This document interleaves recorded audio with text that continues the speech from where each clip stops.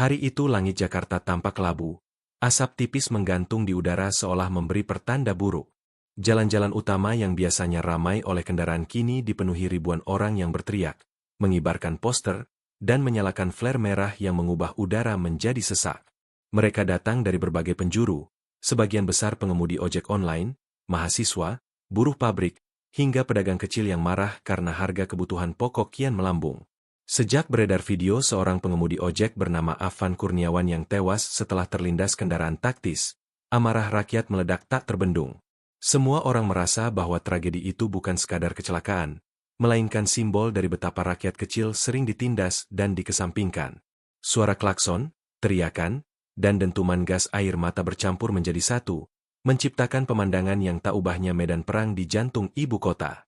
Di antara kerumunan, seorang mahasiswa bernama Dimas berdiri di atas pagar pembatas jalan sambil berteriak lewat toa. Suaranya serak, tapi penuh semangat. Kita sudah terlalu lama diam. Hidup kita diinjak-injak. Saatnya kita bersuara. Massa bersorak mendengar pekikannya, dan semangat itu menjalar cepat seperti api yang menyambar bensin. Sementara itu, di sisi lain jalan, aparat berseragam hitam berdiri berjejer dengan tameng dan senjata. Wajah mereka datar tanpa ekspresi, hanya matanya yang sesekali melirik gelisah pada lautan manusia di depan mereka. Mereka pun tahu, situasi ini sudah di luar kendali. Di tengah dorong-dorongan, gas air mata ditembakkan, membuat orang-orang batuk, terengah, dan sebagian jatuh pingsan. Namun bukannya mundur, amarah justru makin membara. Batu, botol, bahkan molotov mulai berterbangan ke arah gedung-gedung pemerintahan. Api menjilat dinding, memakan spanduk, kaca pecah berhamburan. Satu persatu kantor pemerintah di Jakarta dilaporkan diserbu massa. Begitu juga rumah beberapa pejabat yang dianggap menikmati fasilitas negara di tengah penderitaan rakyat. Di Sumatera, Jawa Tengah, Sulawesi, dan Kalimantan, kabar serupa menyebar. Kantor DPRD dibakar, mobil dinas dibalik, dan bendera hitam tanda protes berkibar di jalan-jalan raya. Malam turun dengan suasana mencekam. Api dari gedung-gedung terbakar menjadi cahaya merah yang memantul di langit, sementara sirene ambulans meraung tanpa henti. Di sebuah gang sempit, seorang ibu bernama Siti memeluk anaknya yang masih kecil, berusaha menenangkannya di tengah suara ledakan. Mereka tidak ikut berdemo, tapi rumah kontrakan mereka hanya berjarak ratusan meter dari kerusuhan. Anak itu menangis ketakutan, menutup telinganya, sementara sang ibu terus berdoa agar semua segera usai. Namun doa terasa jauh, karena kenyataan justru semakin mengerikan. Kabar cepat menyebar di media sosial. 17.8 tuntutan rakyat menjadi viral, berisi desakan agar pemerintah menurunkan harga sembako, menghapus tunjangan besar pejabat, dan mengadili aparat yang terlibat dalam kekerasan. Tenggat waktu dicantumkan jelas, 5 September 2025 dan 31 Agustus 2026. Postingan itu dibagikan jutaan kali hanya dalam hitungan jam, menjadikannya semacam manifesto rakyat yang tak terbendung. Bagi sebagian orang, tuntutan itu adalah harapan.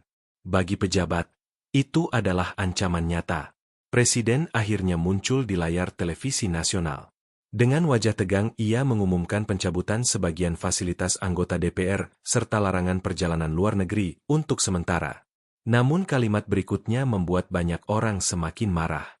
Ia menyebut sebagian aksi protes sebagai pengkhianatan dan terorisme. Kata-kata itu menjadi bara baru yang dilemparkan ke kobaran api. Di jalan, orang-orang berteriak lebih keras. Kami bukan teroris. Kami rakyatmu. Hari berganti, tapi amarah tak kunjung padam.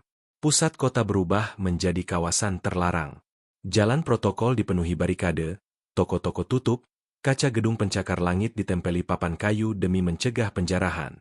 Para pedagang kecil yang biasanya berjualan di trotoar kini memilih ikut turun ke jalan, membawa poster sederhana bertuliskan keluhan sehari-hari. Nasi makin mahal, uang sekolah anak kami tak cukup, kami lapar. Mereka berdiri berjejer dengan wajah letih, tapi mata mereka menyala, dipenuhi keberanian yang lahir dari penderitaan panjang. Di Yogyakarta, ribuan mahasiswa berkumpul di alun-alun sambil menyalakan lilin, menyanyikan lagu perjuangan, dan membaca puisi untuk Afan Kurniawan. Suasana haru bercampur dengan marah. Air mata banyak yang jatuh, tapi semangat tak luntur. Beberapa mahasiswa bahkan merekam aksi itu dan mengunggahnya ke media sosial, membuat dukungan semakin meluas hingga ke luar negeri.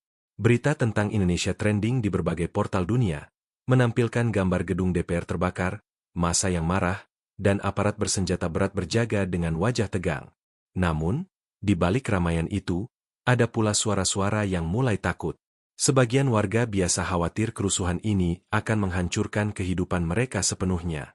Pasar sulit beroperasi, transportasi lumpuh, bahkan sekolah-sekolah terpaksa ditutup. Beberapa orang mulai bertanya, sampai kapan semua ini akan berlangsung? Apakah ini benar-benar akan membawa perubahan? Atau justru membawa kehancuran? Malam ketiga menjadi titik balik. Bentrokan paling besar terjadi di sekitar gedung parlemen. Ribuan orang menerobos barikade, membakar ban, dan mengibarkan spanduk bertuliskan, "Keadilan untuk rakyat." Suara tembakan terdengar, entah peluru karet atau bukan, tak jelas. Namun laporan korban terus bertambah. Ambulans mondar-mandir membawa tubuh berlumur darah, sebagian tak lagi bernyawa. Di tengah kekacauan itu, ada yang tetap menyiarkan live di media sosial, memperlihatkan betapa negara benar-benar sedang terbakar oleh amarah rakyatnya sendiri. Di sebuah lorong gelap, Dimas yang sejak awal memimpin aksi mahasiswa terbaring dengan luka di kepala akibat hantaman gas air mata. Teman-temannya berusaha menolong, menarik tubuhnya ke tempat aman. Nafasnya terengah, tapi matanya tetap menatap langit merah. "Jangan berhenti, jangan mundur, ini untuk Afan, ini untuk kita semua," bisiknya pelan sebelum tak sadarkan diri. Kata-kata itu terekam di kamera salah satu rekannya, kemudian viral sebagai simbol keberanian. Hari-hari berikutnya menjadi kabur antara kenyataan dan mimpi buruk. Kota-kota besar terasa seperti medan perang, sementara desa-desa yang jauh dari kerusuhan hanya bisa menyaksikan lewat layar ponsel dengan hati berdebar. Semua orang membicarakan hal yang sama.